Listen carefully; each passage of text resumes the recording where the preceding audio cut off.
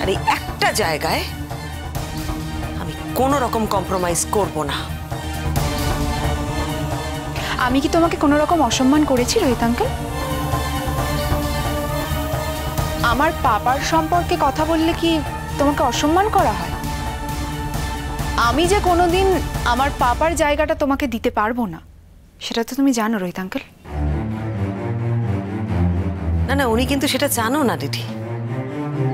আর তুমিও কখনো এটা আশা করো না যে উনি তোমাকে ওনার মেয়ের জায়গাটা কখনো দেবেন। যদিও তুমি কিন্তু একদিন বলেছিলে যে রোহিত আঙ্কেল, তুমি যদি আমার পাপা হতে তাহলে কিন্তু আমি প্রাউড ফিল করতাম।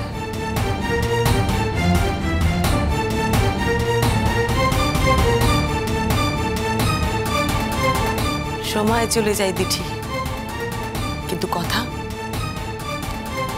কথা থেকে যায়। যাই হোক, তুমি হয়তো সেটা ভুলে গেছো। সেদিন আমি এক জায়গায় দাঁড়িয়ে কথাটা বলেছিলাম মা, সেটা একরকম, কিন্তু আজকে আমি আর সেই জায়গাটায় দাঁড়িয়ে নেই। জায়গাটা বদলে গেছে, দেখাটাও বদলে গেছে। সেদিন রোহিত আঙ্কেলের সঙ্গে তোমার কোনো সম্পর্ক তৈরি হওয়ার সম্ভাবনা ছিল না। রোহিত আঙ্কেল একজন আলাদা মানুষ ছিলেন, আর সেই আলাদা মানুষ হিসেবে আমি রোহিত আঙ্কেলকে বলেছিলাম যে উনি যদি আমার পাপা হতেন আমি সত্যি অহংকারী হতাম। কিন্তু আজকে তোমার সঙ্গে রোহিত আঙ্কেলের একটা সম্পর্ক তৈরি হয়েছে, তোমরা দুদিন বাদে বিয়ে করবে। আজকে যদি আমি রোহিত আঙ্কেলকে আমার পাপা বলি তাহলে সেখানে অনেক কিছু ম্যাটার করে মা। আজকের দিন দাঁড়িয়ে এটা বলা আমার পক্ষে সম্ভব নয়। দিঠি, তুমি তো এতক্ষণ নিজের কথাই বলে গেলে, এবার আমার কথা শোনো। আমার কি এক্সপেকটেশন সেটা শোনো। কি এক্সপেকটেশন বলো তো?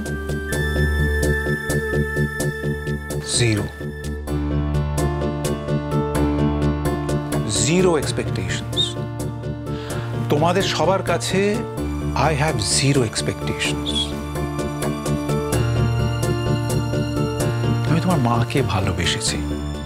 তোমার মায়ের সাথে যুক্ত যারা, স্বাভাবিক কারণে তাদেরকেও ভালোবেসেছি।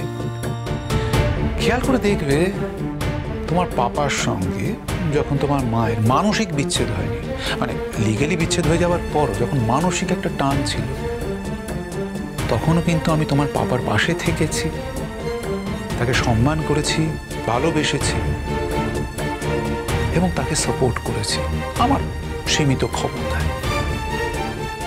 আর আজ তোমার মায়ের সাথে কোনো সম্পর্ক নেই বলে যদি উনি বিপদে পড়েন, আমি তো সাপোর্ট করব। কেন বলো তো? কারণ এটা আমার নেচার। আমি সারা জীবন মানুষের পাশে দাঁড়িয়েছি। আজ জীবনের শেষ প্রান্তে এসে আমি আমার স্বভাব, আমার নেচারকে বদলাতে পারবো না। তোমার পরিবারের বহু লোক বহু সময় আমাকে অপমান করেছে, খোঁচা দিয়েছে, ক্ষতি করার চেষ্টা করেছে, বিশেষ করে শ্রীময়ীর। কিন্তু তারা যখন বিপদে পড়েছেন, আমি কিন্তু তাদের পাশে দাঁড়িয়েছিলাম ওই একটাই কারণে, তোমার মাকে আমি ভালোবাসি বলে। এবং তোমার মা যাদেরকে ভালোবাসেন, শ্রদ্ধা করেন, যাদের প্রতি ওর টান, আমি তাদেরকে ভালোবাসি, শ্রদ্ধা করি এবং চেষ্টা করি যতটা আমার দায়িত্ব তার থেকেও যদি বেশি কিছু করা যায়, জাস্ট বিকজ তোমার মাকে ভালোবাসি বলে।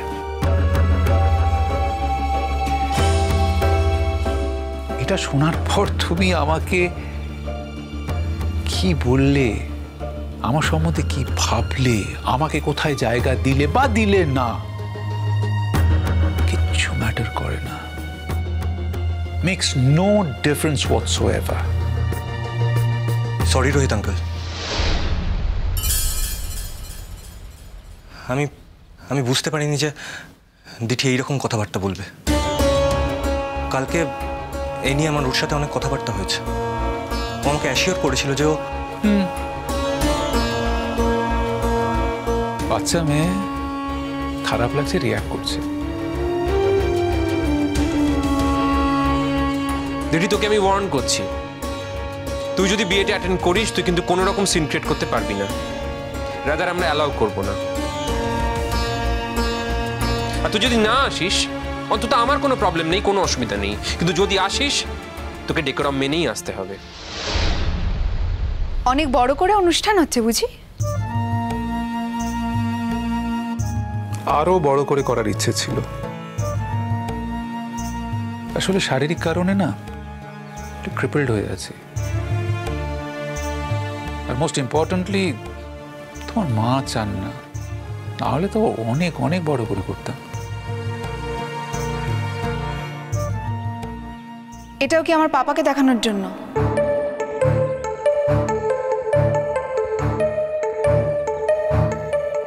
তোমার পাপাকে না আমরা দুজন কেউই এতটা গুরুত্ব দিই না দিঠি, যে তোমার পাপাকে দেখানোর জন্য আমাদের একটা ধুমধাম করে বড় করে অনুষ্ঠান করতে হবে। তোমার রোহিত আঙ্কেলের তো প্রথম বিয়ে, ওর সারা জীবনের স্বপ্ন পূরণ হচ্ছে। উনি যার সাথে জীবন বাঁধতে চেয়েছিলেন সারা জীবন, তার সাথেই ফাইনালি উনি জীবনটা বাঁধতে চলেছেন।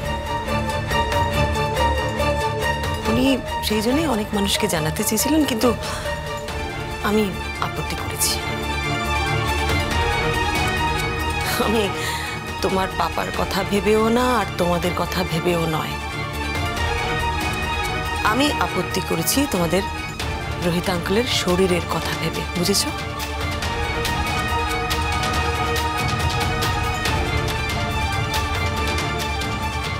আচ্ছা,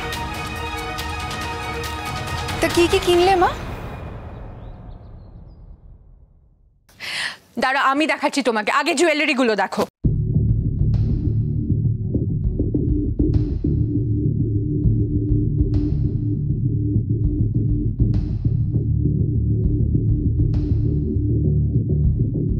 এই দেখো,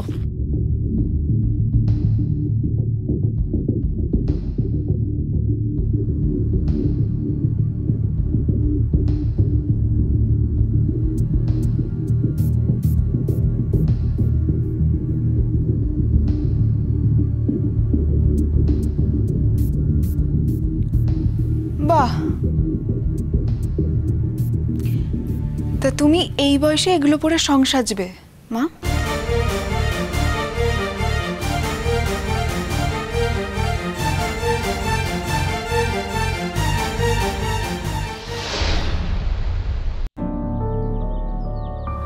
বয়সের সাথে সাজগোজের কি আছে? আমার মনটা যদি তরতাজা থাকে আমি সাজতেই পারি।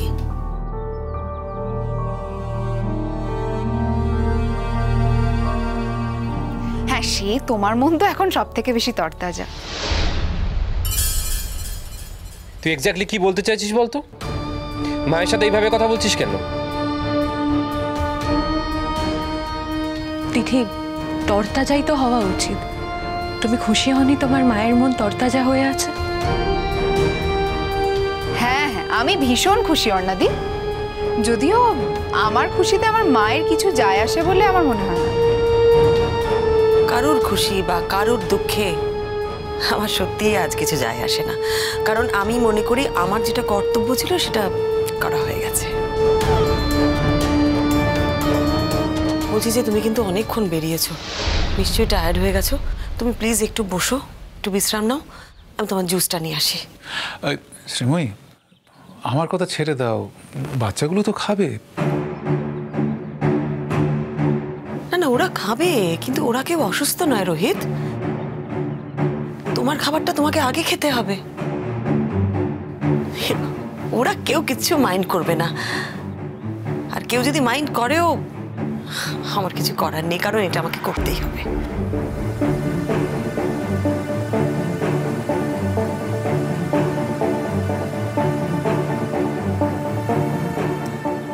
দিঠিমা, তুমি ওদিন আসবে তো? ঐতিহ্য, তুমি সেদিনকে অবশ্যই আসবে, আর দিঠিকেও নিয়ে আসবে। 100 বার আমরা আসবো রোহিত আঙ্কেল। তোমার আর আমার মায়ের এই বিশেষ দিনটায় আমায় সাক্ষী হতে হবে না? আমাদের সমাজের কটা মেয়ের জীবনে এরম অভিজ্ঞতা হয় বলো? তুমি না সার্কাস্টিক্যালি কথাগুলো বলছো, ভালোভাবে বলছো না কথাগুলো। তোমরা সেরমভাবে ধরছো তাই। আমিও কিন্তু সেইভাবেই ধরছি। দিদি, তোমার যদি আসার ইচ্ছে না থাকে তাহলে তুমি এসো না, কিন্তু তুমি এসে অন্যদের অনুষ্ঠানটাকে নষ্ট করে দিও না। তোমার কাছে আমার এটাই রিকোয়েস্ট।